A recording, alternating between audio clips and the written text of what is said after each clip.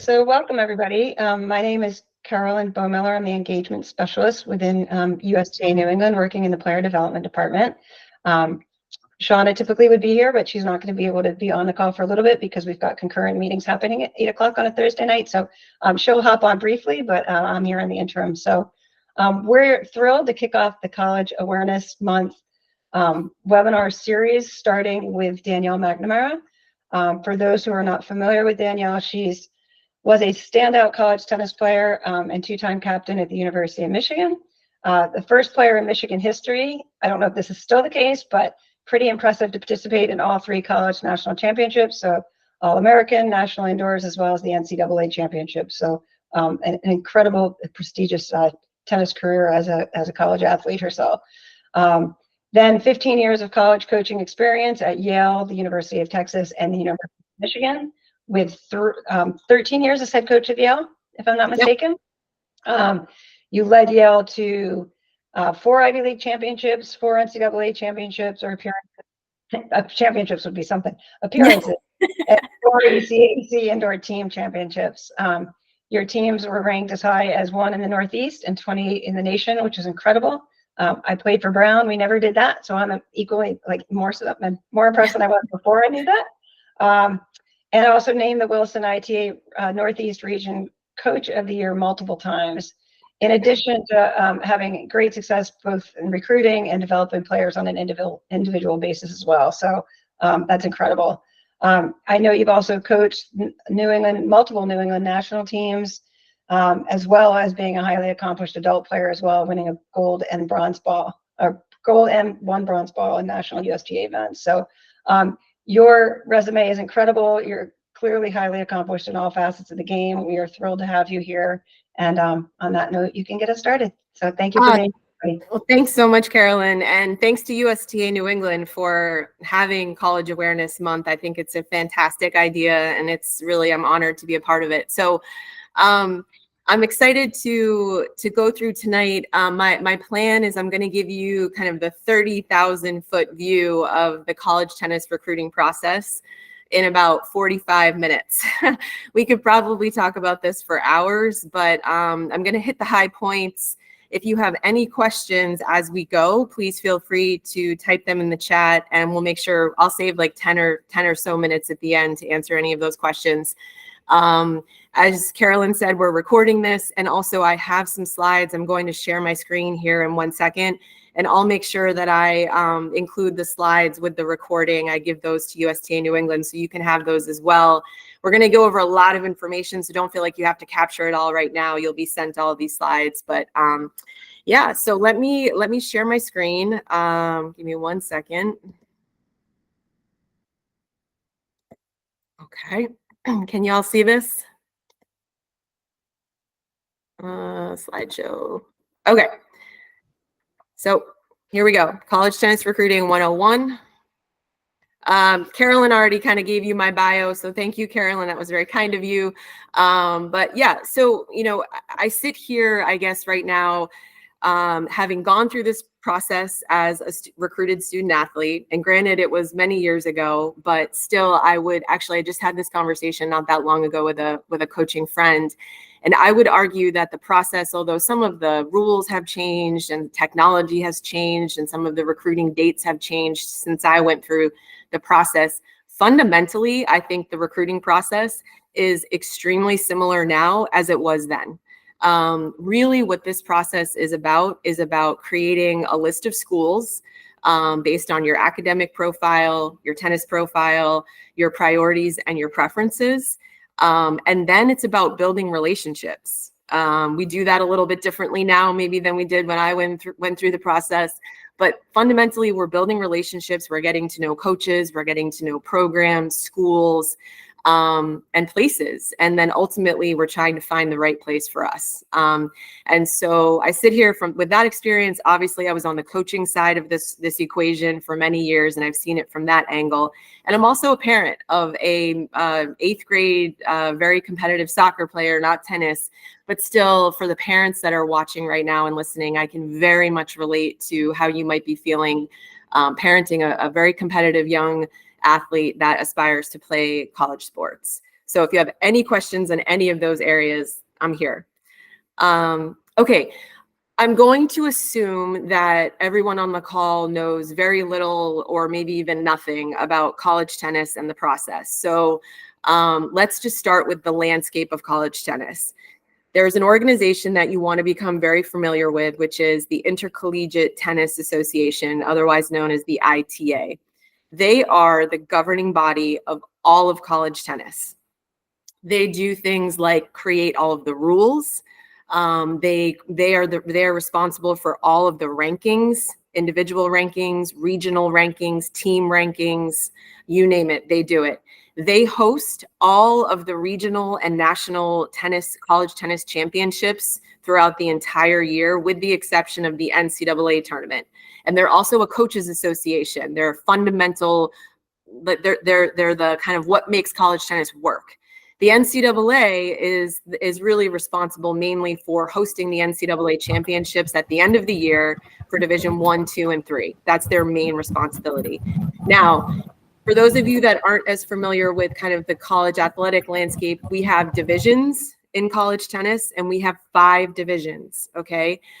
Division 1, Division 2, Division 3, NAIA, and junior college. So those are the 5 divisions of college tennis. Most of us are most familiar with Division 1, and specifically the Power 4 divisions within Division 1, those being, the ACC, the SEC, the Big 12, and the Big 10. Those are the schools that if this time of year you were to turn your TV on a Saturday and watch some college football, those are probably the schools that you're going to see on TV.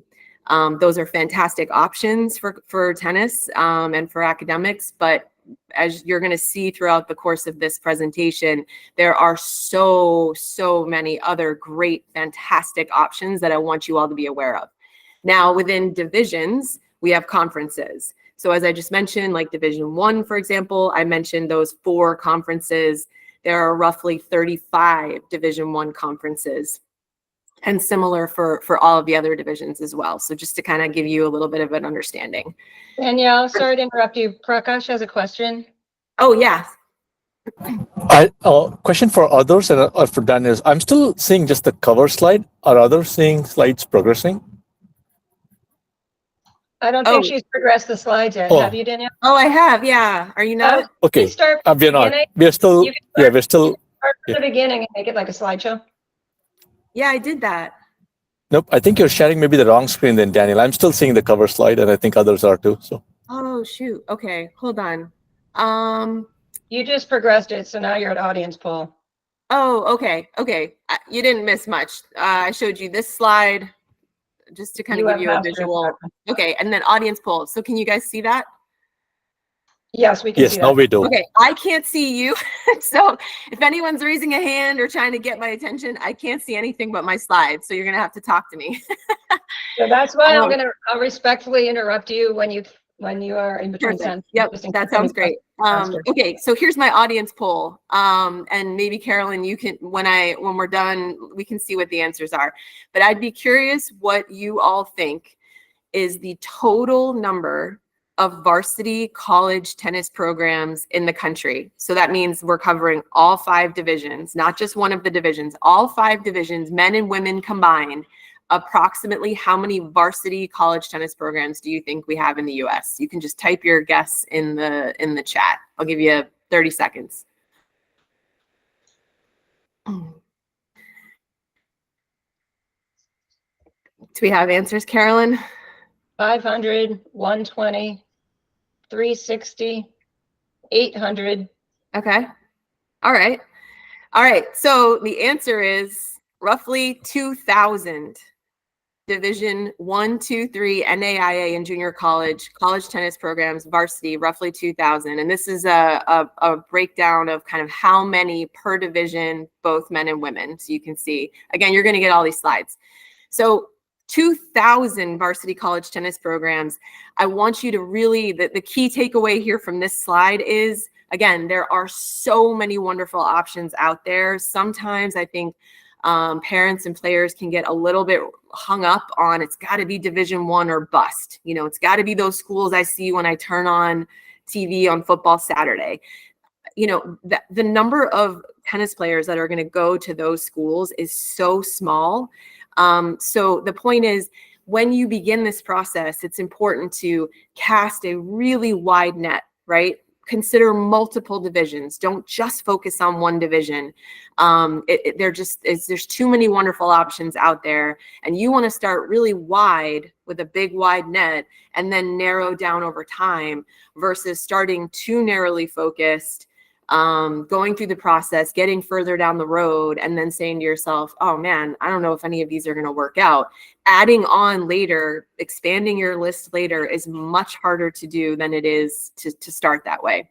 Now, the graph or the grid on the right-hand side is produced by the NCAA. So this is their research. And if you look in the kind of orange column, it says overall percentage of high school athletes in each one of these sports to go on and play Division 1, 2, or 3 of that sport. So if you look at tennis, it's roughly 5% for men and 4.5% for women. Now, I don't say that to discourage anyone from, going after and trying to play college tennis. I say that mainly to underscore the point of you need a plan.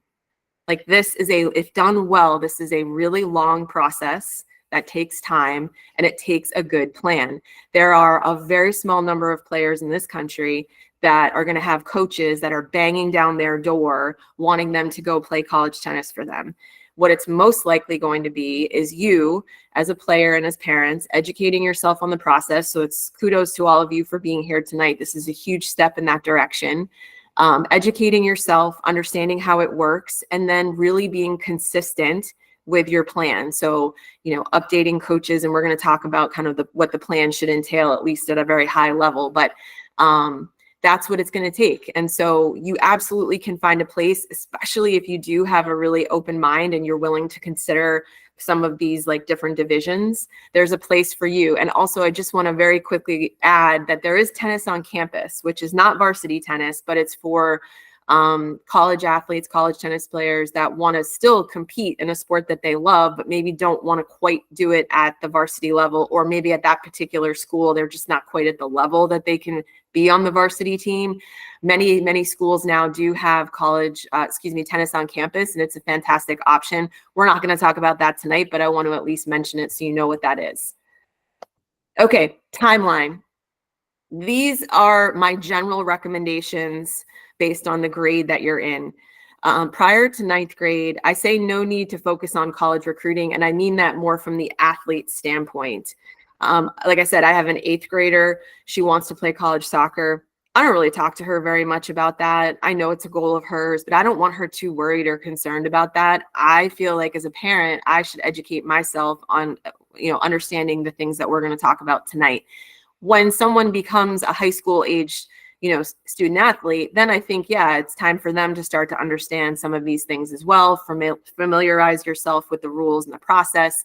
And also, as you begin to travel, and maybe you're traveling a little bit more even outside of the section or even within the section, if you have a tournament that's located anywhere near a college campus, I think that's a great time to, just maybe drive through, or if you have an hour, take a campus tour.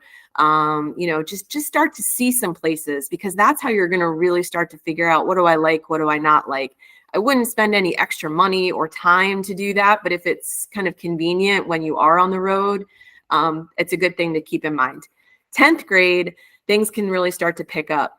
This is where I think that student athletes should really begin to craft their list of schools. You can begin to reach out to some coaches. It's a little bit on the early side. Coaches, as we're going to talk about in a minute, a lot of coaches won't be allowed per NCAA rules to respond to you and to have recruiting communication yet. But that doesn't mean that the athlete can't send the email and introduce yourself, express your interest, and get on their radar screen. I can tell you many, many times when I was coaching in college where I would have a younger, maybe a 9th or 10th grader, send me an email and introduce himself. And based on kind of where they were trending with their academics and their tennis, if I thought that they could potentially be a good fit for us, If I knew that they were going to be at a tournament that I was going to, just coincidentally, I wasn't there to recruit them. I was watching another group of players, but I knew they were going to be there. I would absolutely make sure that someone on our staff with me was watching that player and getting some eyes on them early, only because they had sent me that email early. So that's where that can kind of be helpful. You can also make sure that you start to fill out online recruiting questionnaires. So almost every, men's and women's tennis team, if you go to their website, somewhere on there, they're going to have a link to a recruiting questionnaire, and that gets you in their system. That gets your email in there. You might start to receive some camp information or some general information about the school. They are allowed to send you a few things like that prior to June 15th. Following your sophomore year. But anyways, it's a good idea. 11th grade is when you are really starting to probably make official and unofficial visits. We'll talk about that in a few minutes. You're continuing to narrow things down. Maybe you're even committing in 11th grade. That would be a little bit on the early side, but you're certainly seeing it. I'm working with juniors right now that are already doing visits and getting offers. And then by 12th grade, this time, 12th grade, you are making decisions. Most likely you're starting to fill out your application, and, things are really coming together. It's very, very exciting. Okay. Some important dates I want you to just be aware of. We're not focusing here on NAIA or junior college. These are just Division 1, 2, and 3 dates, but I'm not going to read this off to you. Again, you're going to have these slides, but this is one of the most important dates on here is June 15th following your sophomore year. And that is when a Division 1 coach is allowed to begin to have recruiting correspondence with you. Prior to that, they're not allowed to. However, you can email them. Division 3 coaches, however, can begin recruiting you as early as 9th grade. It's very uncommon for tennis. Most of the time, it's just not. The Division 3 coaches are focused on classes much older than you. It just doesn't make a lot of sense for them to recruit someone in 9th grade. So that's very, very rare, but it is technically possible. Okay. How to start the process? Well, we talked a little bit on the general recruiting timeline, but when it's time to begin to make your list, I think it's really important to kind of ask yourself a series of questions to start thinking about what are your preferences and priorities. Things like location, right? Size, division, maybe a little bit, but again, I wouldn't focus too much on division. I would focus on the academic offerings of the school. If there's something I know I want to pursue, finding schools that have those things or those degrees. Maybe it's size is, I can't, if I said size or not, but size is another factor. So yeah, you want to really think about what matters to you. As far as tennis goes, you might start to think a little bit about what do you want your general experience to be like. Even when we talk about Division 1, as we saw in a previous slide, there are hundreds of Division 1 programs. And even under that one umbrella, you will have vastly different experiences depending on the school you go to. You've got everything from the top of Division 1 from a tennis standpoint to schools that you may not have ever even heard of that are technically Division 1. And so what do you want? What do you want your level of commitment and your level of sort of your expectations of you to be when it comes to tennis? I can speak to my experience as a tennis player at Michigan. It was exactly what I wanted, but it was hardcore. Like it was a student and a very close second athlete. Some might even call it a job. I loved it. It's not for everyone. So you really want to start to think about, what do I want my experience to look like? How much travel do I want to have to do? You look at the Big Ten now, we've got UCLA in the Big Ten playing Rutgers. I mean, these student athletes are traveling cross country for 2 tennis matches in one weekend. Division 3, it's a little bit more regional travel. These are the things you want to start to at least process. The other thing you want to start thinking about is playing time.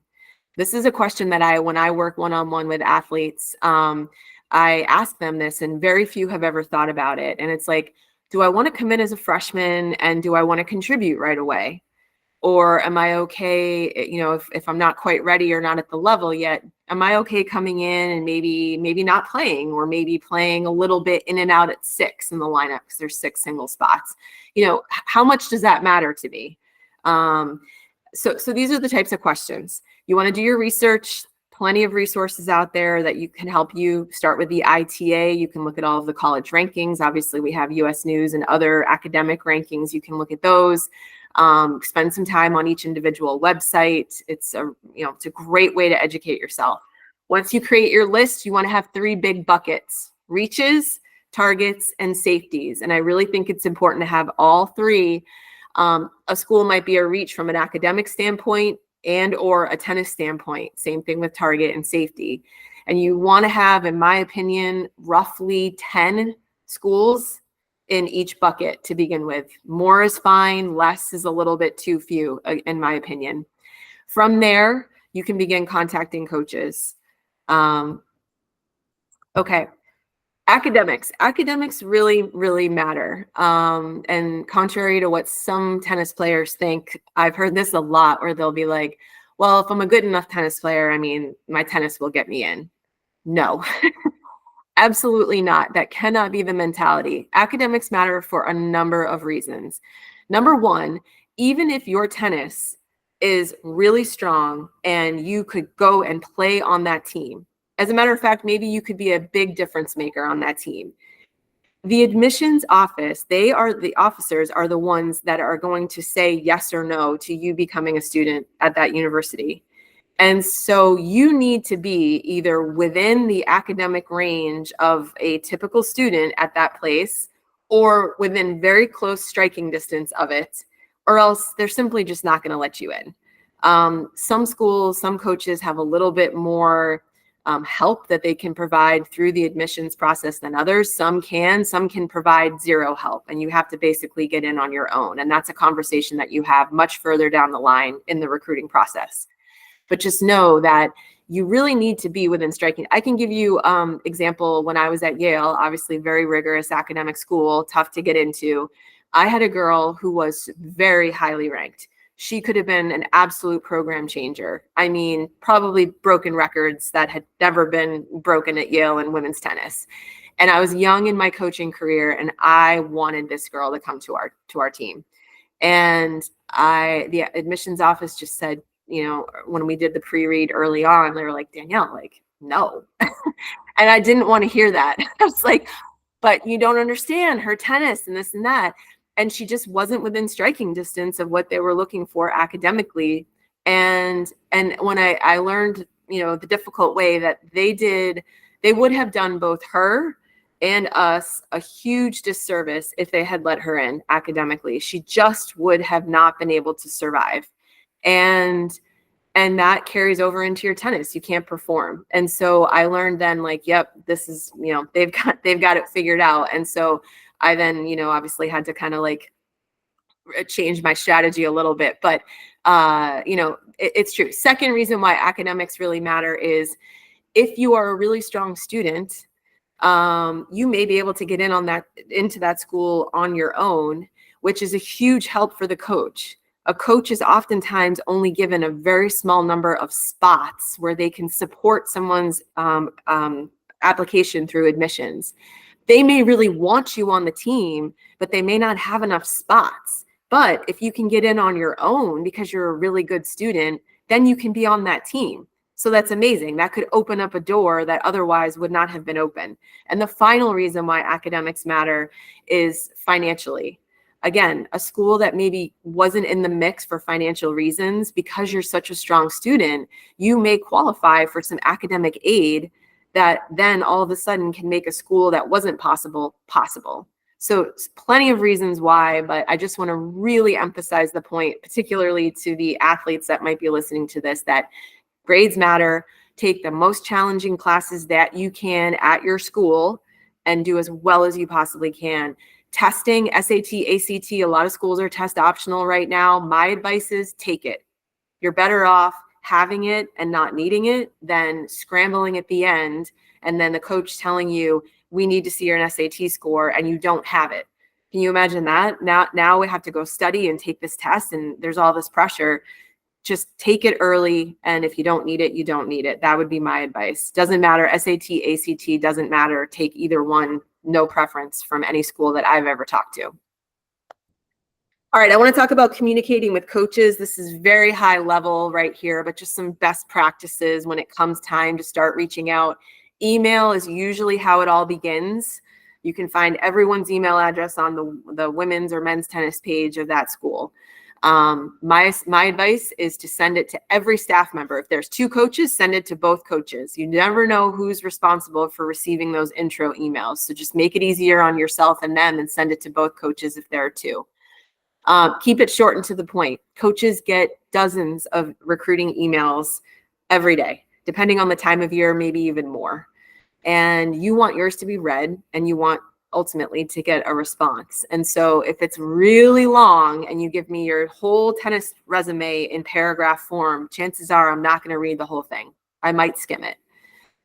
So, say what you want to say, get to the point, and make sure that you're checking your emails, editing them, make sure you have the right coach name and the right coach school. I can't tell you how many times I received emails to Coach Tracy Green at Harvard when I was at Yale. It happens, but it's obviously not the best look in the world to someone that's looking at lots of players.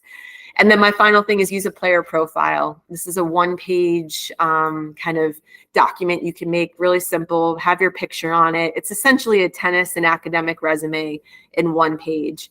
It'll give them all the information that they want in one place. It's so convenient. The coaches can print it and put it in a file. They don't need to go digging through old emails to try to find information that you maybe typed in text in an email in the content. So that's my advice on emails. Once you have some emails, usually it will transition to phone calls. When it comes to phone calls, I say be yourself. Think this is a little bit like dating, right? It's like they're trying to get to know you, you're trying to get to know them. Have questions. If you've done your homework, you've spent some time on the website, when you have questions, make sure that they're not like really obvious things that you should probably know. Make it maybe a little bit more unique to the coach or to that school. Maybe questions about tell me about your coaching philosophy. I can't find that out by Googling your school, right?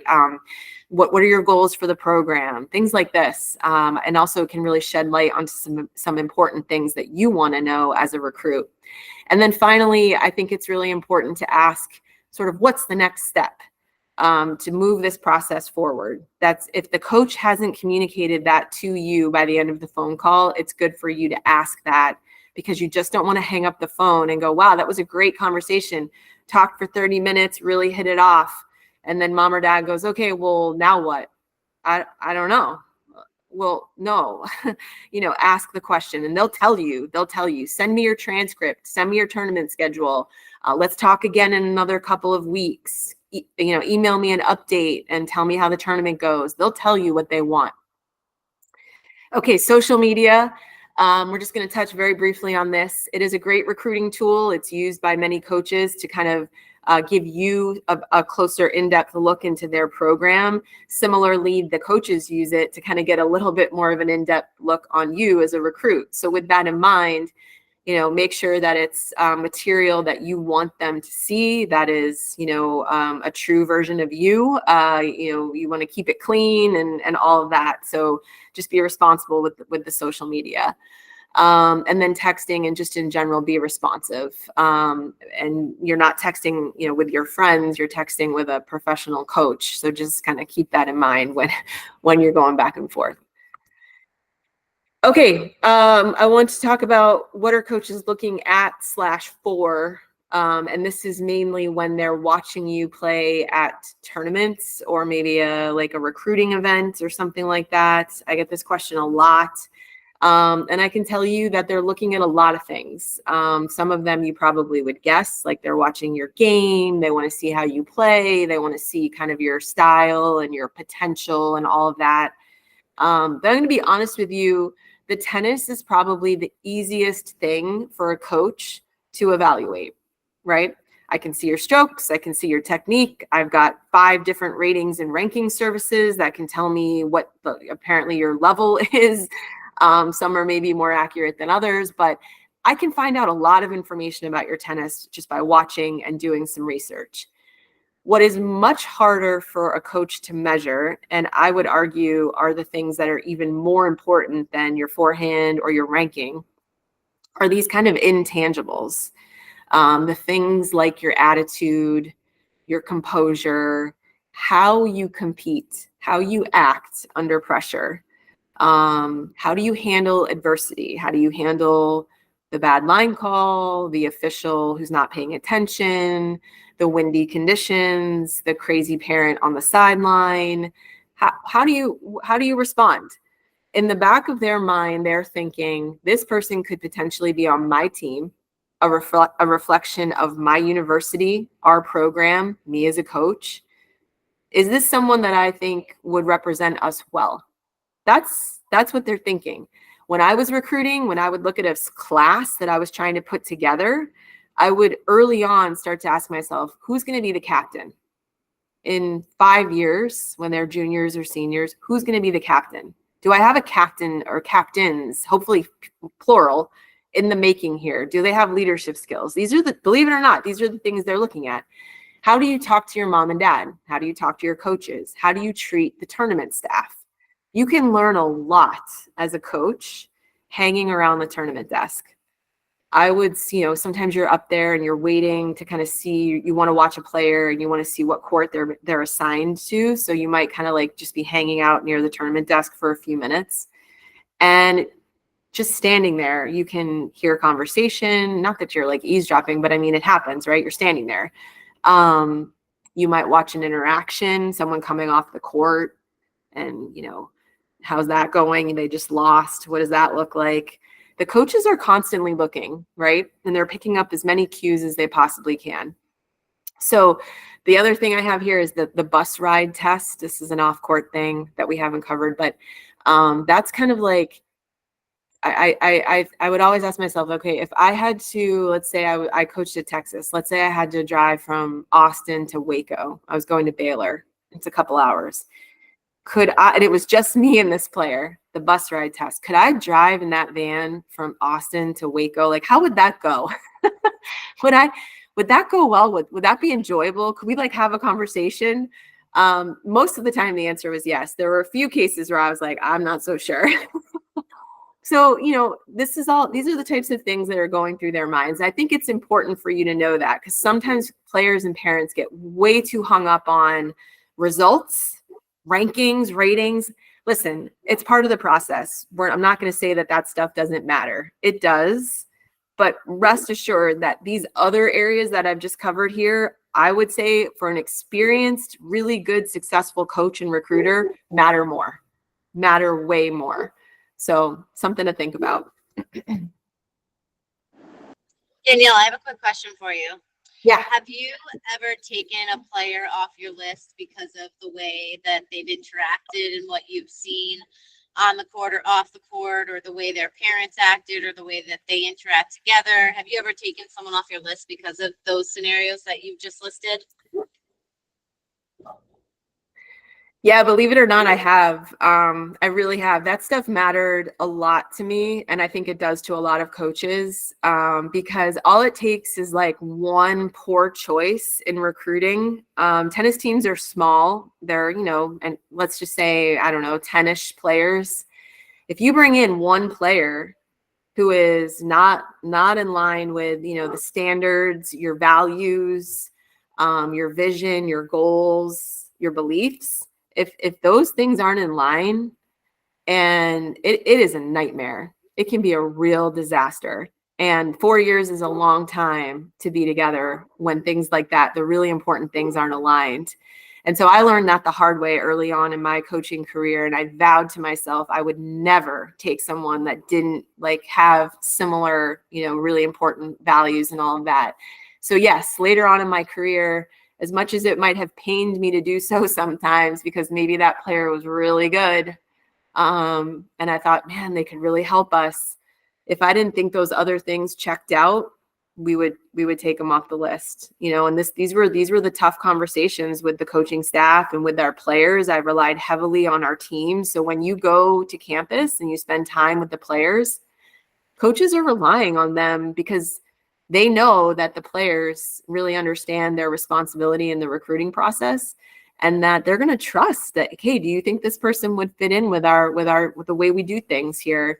Yes or no? And if that's a no, then I would really respect that. So it's a long answer, but yes. And I know many coaching friends that would give the same answer. If you've done it long enough, I'm sure that there have been situations where you just know the right thing to do.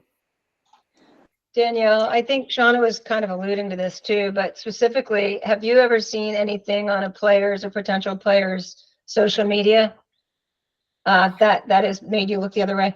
Yeah, yep, I have. When I was at Texas, I was recruiting, again, a really, really, really highly ranked player. Oh, and I wasn't really into social media. Like our assistant coach, who was like much younger than me, was on social media. That was kind of her thing. And I remember she brought it to my attention. She said, "I think you need to look at this account." And I was like, "Oh God." So I looked at it and, oh man, I mean, there was just some stuff up there that I just knew. I was like, someone who's putting these things up, engaging in this type of behavior is just not, that's just not a fit for us. And so we had been in talks of potentially having her come visit. And I had to tell her, you know, I was honest with her. It was really not easy, but I don't think this is a great fit. You know, so best of luck in another direction, but I just don't think this is the school. And so, yes, I have. And again, I could tell you other examples of coaching colleagues who have done something similar. So yes, it matters. And Danielle, can I ask you another quick question? And maybe Yeah, I'm of jumping course. the gun and you're getting to this, but you know, when you're in the depths of the tournament and you're in the consolation and you see players withdraw, you know, what does that look like and what does that say to you? And do you take that into consideration? And can you kind of talk about that a little bit? Yeah, that's a great question. Yes, I definitely would. And I know a lot of coaches do look at that. As a matter of fact, like one of the things that I would take time to look at, among other, like I would do my research and I would look at trends. So just because somebody may not necessarily be at the rating or ranking that was where we ideally would want them to be by the time we were recruiting them, if I saw really positive trends in their rating and ranking, like big jumps over years, that would be very attractive to me. Another thing I would look at is withdrawals. And if they had a lot of tournaments where they're pulling out of the back draw, that would be a massive red flag to me. And as a matter of fact, when I would go recruit, I can vividly remember, especially at like clay courts, you know, clay courts when I recruited, it was in Memphis, Tennessee in July. So like basically the surface of the sun, it was so hot. And I would love, and it's clay, right? So points are long, it's very physical. I would love watching the back draw. I would go, you know, and a lot of times the consolation matches, they're not at the main site. They're not on the stadium court. They're maybe at the park courts and you're on court 47 in the back corner. And I would just watch. I would walk around. I love that because that's where I feel like I learn a lot about you and your character, you know, like if you're back there just grinding in the consolation, just working and trying to get better and not worried about, you know, all the other outside stuff. That to me I had so much respect for that because again, remember the college coach is sitting there going, okay, if under pressure, you're going to pull out because you're trying to protect your ranking or your rating, or you don't want to take that bad loss or this or that, then what can I expect from you under pressure when you're on my team? When it's 3-all and it comes down to you and you're the final match on the court, you're not pulling out, right? Like we're not dodging this. This is 3-all. This is what you live for. These are the moments you literally never forget. I want the player that's going to thrive in that. I want the player that wants that. And so if it's a habit, it's a red flag. I'm not saying you should never pull out. Don't misunderstand me. You know, there are definitely times if you're physically not well or you're injured and the best thing for you and your health is to withdraw, then you should withdraw. But if it's a consistent pattern, that's when I would definitely pause on that player and I'd have a lot of questions. But again, just one final note on that. So Shauna, you were actually part of that conference we did back in June, and it was like a player and parent education conference. And one of our sessions was Ryan Ginley and Lynn McNally. And Lynn McNally, Katie McNally's mom, I'll never forget it. This topic came up, and I was so curious to hear her thoughts on this. And she was adamant. She was like, I told Katie, unless your arm is broken, you're playing. Because when she was very young, she wanted to pull out of a tournament. And her mom just set the standard there. Like, if you're injured, we can pull out. But otherwise, we're playing. And I do think that it sort of starts with mom and dad and the coach, you know? Like, if that's the standard, if that's the expectation, hopefully the player wants to do it too, just because that's the way they're wired. But if they're kind of wanting to dodge it a little bit, but they have your support and encouragement and like, play, it's worth it, then I think they're more inclined to play. And that would be always my advice. Oops, sorry. Okay, so I'm gonna quickly jump on to my last few slides. I know it's 8:45, and I want to make sure I save a minute or two for questions. Recruiting video, it's a really important part of the process. Not all college coaches have the time and or financial means in their budget to get out on the road and watch you play in person. Obviously, watching you play is a critical part of the process. So this is where video can become invaluable. My general thoughts on recruiting video: it doesn't need to be anything fancy. Do not spend a ton of money doing anything professional. We don't need music and intros and outros. None of that is essential. What a college coach wants to see is match play over practice. Make it easy for them. Make it as if they were coming to your tournament and they were sitting outside of the fence watching your match without actually having to be there. So all you need to do is get some, you can use your phone, or if you have, some kind of a GoPro camera or something like that, that's perfect. You want to get a pole that can, they have fence, just go to Amazon or Google fence poles, tennis fence poles, and it'll go right over the back of the fence on an outdoor court. Or if you're inside and it has the curtain in the back, it'll go right over the wire at the top. Center it behind the baseline. The other small piece of inexpensive equipment you need is a wide angle lens that can just kind of screw right onto the camera. And that will make sure you get the full width of the court. Hit record, put it up there, walk away, take it down when it's done. Truthfully, that's it. Match play over practice, like I said. A lot of people, I used to get so many videos of practice, and it would be like, them showing me their strokes. And that's not really that helpful. Like, I can watch a match and see your strokes. Like, I don't need you to send me a practice video. And, if a coach is hitting a ball over to you and you're basically, it's hit right to you in your strike zone, like that better look good. You know what I mean? Like, you're getting a ball right to you in your strike zone. That's not helpful. And sometimes I couldn't even see where the ball went based on the angle of the camera. So for all I know, the ball's hitting the back curtain. Again, not helpful. So one video of practice is fine. I'm not saying you can't have any, but just recognize that the most valuable thing for a coach is match play. If you do practice, make sure you show the full court. You want to see where the ball is going, and keep it short. It doesn't need to be very long. You can upload all of your video to a YouTube channel. You can create that, make it private or public. That's up to you. Private, obviously just the people you send it to will see it, but you can share that link with college coaches and all of your video sits right there. Doubles, do your best to get doubles video, not just singles. Doubles is a huge part of college tennis. It's something that all college coaches are going to want to see you play. And if you're a good doubles player, that can be a difference maker for you in the recruiting process. It's a big, big part. When you upload it to YouTube, just make sure in the title you identify who you're playing, maybe what the tournament is, like an L2 and wherever, and when, so that you give them some context. UTR of the opponent is helpful, or WTN, both, whichever you choose. And it's also when you get new video, it's a great reason to update coaches and send an email, because we're always looking to kind of keep them updated.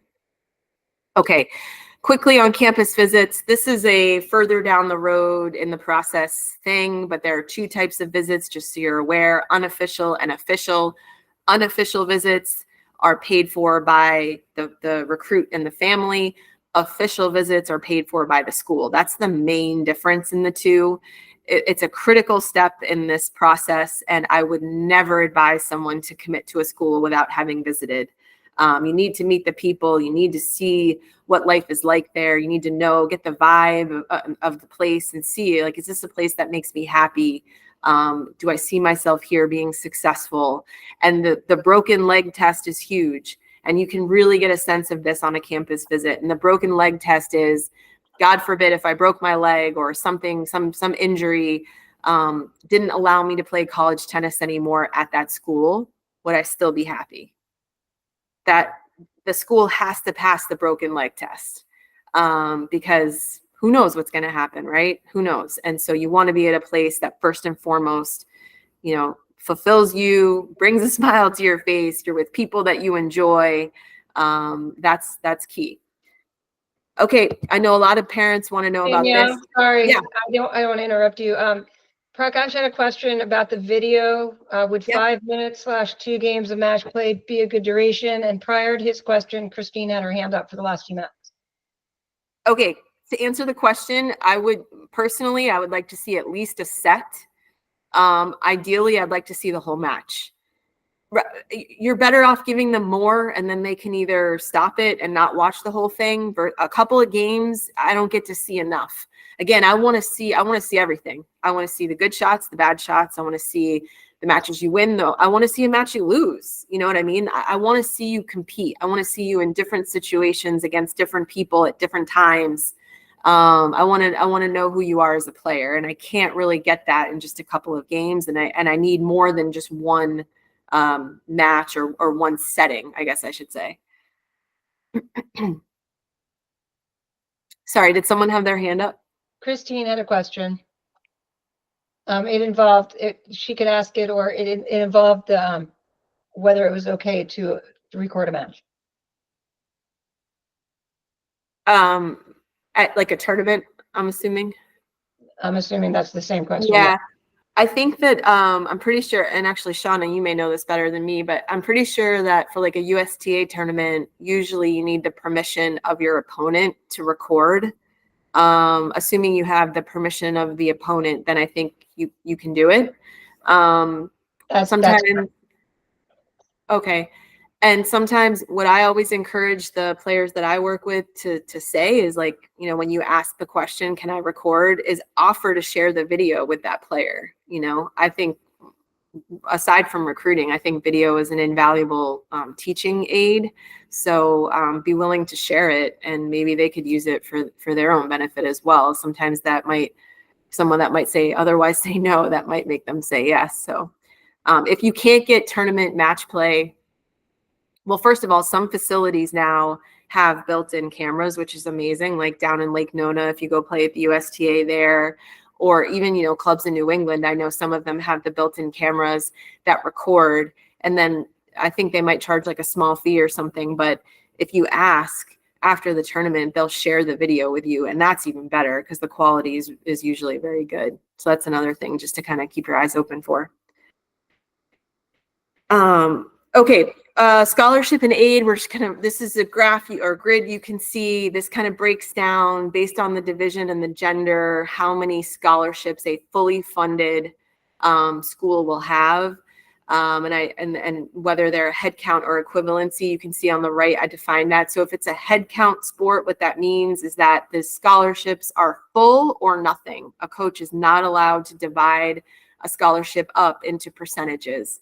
Equivalency means that they can. So if I'm a Division I men's coach, for example, and I'm fully funded, that means I have 4.5 scholarships, and I can divide that up however I see fit. I can offer one player 20%, one player 40%. I could offer one player 100%, but that's very rare because that's a big chunk of my scholarship money, and that player better be a stud. So it's very, very rare, but it can happen. So you can see kind of the breakdown here. Division III and the Ivies offer no athletic scholarships. And that is absolutely true for the Ivies. I get that question a lot. And they're like, well, I mean, but the coach can kind of like, no, it's need-based financial aid. There are no athletic scholarships. Coaches cannot just like find money. That's not a thing. Lastly, just a side note, I'm not going to spend too much time on this because it's very recent and new, but some of you may have been or may be familiar with this whole house settlement. You may have heard of this. Basically what that means, it only affects Division I, and it's not a done deal. So this may change. And there's a lot of court cases now going on about this. So not a done deal, but just know that possibly starting next year, the 25-26 academic year, Division I men's and women's tennis will be all full scholarships, but there will be roster limits of 10. So a Division I school will not be allowed for a tennis program to have more than 10 players on their team. And that's actually, if that really does hold true, that's actually a really big change for those schools that carry bigger rosters. For some schools, it won't really affect them that much. But for others, it's going to mean that starting next year, if they have more than 10 players in their Division I, some of those players need to go find another place to go. And it will obviously affect the recruiting for future years because now they can't exceed 10. So anyways, that's still in the works. I don't want to get in the weeds right now, but just want to mention it in case you wanted to kind of like research that a little bit. Okay, my last slide, role of the parents. I know we have a lot of parents on here. I just want to say that this is just my thoughts as a parent, as a coach. I really think that this process should be driven by the player, driven by the athlete. Certainly parents should have input. You should think of yourselves. I put the bowling alley picture because you want to kind of think of yourselves as the bumpers on the side. Like, we're not going to let this train go off the track, but we're also going to let the athlete, the player, the child kind of navigate this and figure out kind of what they want. This is their experience at the end of the day. Again, with your input and support, obviously there are financial considerations and all of that, which are very important. But I just think athletes, you should be the one writing emails. You should be the one, not mom and dad. Don't write an email for a parent or for a kid ever, ever, ever. Let the player do it.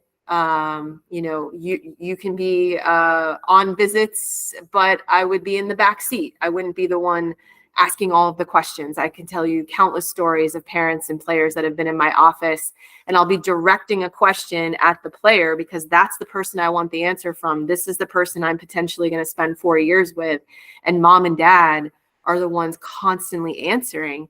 And that's concerning. That also will make me pause a little bit.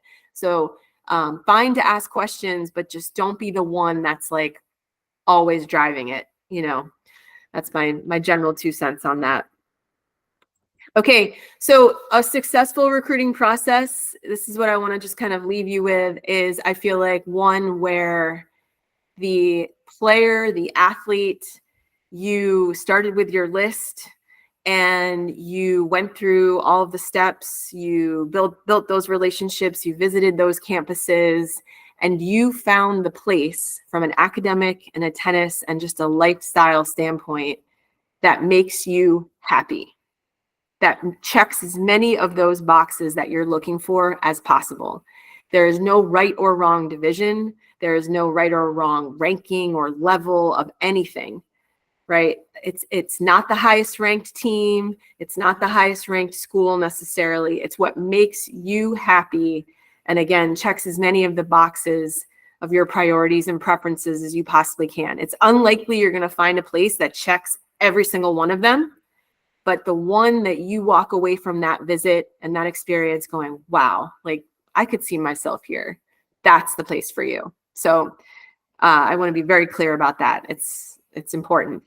So I'm going to continue with any questions. I also want to let you guys know this, that if anyone on this call or anyone that's watching the recording would like to speak with me personally, one-on-one about your situation, I would be happy to do so. Complimentary 30-minute Zoom session. I welcome all of your questions. You can, if you want to set that up, you can email me or you can visit my website on the slide here and we can just find a time that works. But the reason I started doing this work is because, you know, I saw from the coaching side of it, so many families go through this process that just felt so stressed out and overwhelmed, quite frankly. And I'm sort of on this mission to educate and work, you know, individually with players and parents to help them navigate this process and find the place that makes them happy. So please feel free to reach out anytime, and would love to meet many of you. So with that, I'll open it up the last 2 or 3 minutes here with any questions that people might have at the moment.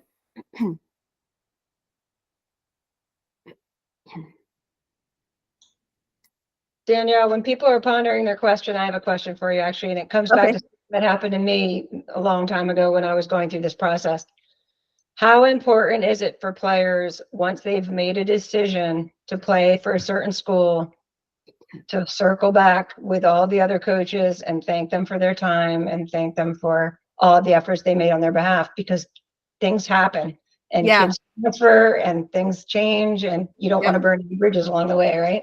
It's a great point. And I didn't get like all the way through the process, like into offers and commitments and all of that and what happens after the commitment. But Carolyn, it's a great point. I actually am working right now with some seniors that are exactly at the point that you're talking about in the process, where they've verbally committed to a school and now what? And they're so excited about that.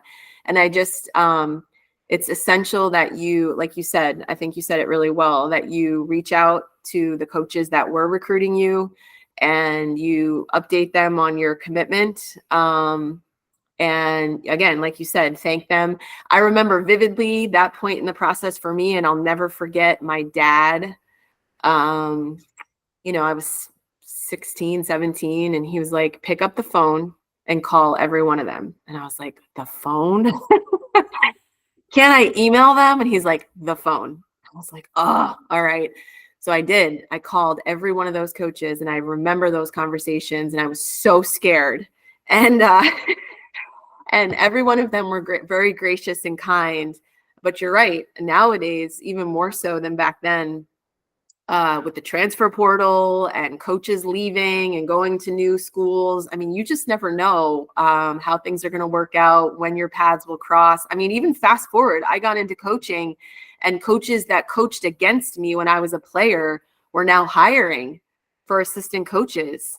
And you better believe they remembered everything about me from the recruiting process or the playing against me and coaching against me, you know. So it's a small world, and it's the right thing to do. So that's a great point. In the essence of time, it's 9:01. I don't see any other questions, and I don't see any other raised hands. Does anybody have any other questions before we finish up? You're being applauded, which you can't see. I'm going to stop sharing. I will applaud you on their behalf, because this was this was a wealth of information and just incredible, you know, incredible offer on your part to, you know, share yourself with everyone who's here, and just invaluable information. Kate has a question for you. Unless she didn't mean to raise her hand. Kate, do you have a question? She might have meant to applaud. That does happen. Wow. I don't think she's unmuting herself, so I'm going to assume that she meant to applaud you. So, Danielle, thank you on behalf of USTA New England, and for folks who are on the call, like she said, the slides will be available, the recording will be available. So, if you want to take a closer look at the slides, you'll have that opportunity to do that. If you want to rewatch the webinar, you'll have the opportunity to do that as well. So, everybody have a great night, and thank you so much for being here. Yeah, thank you, everyone.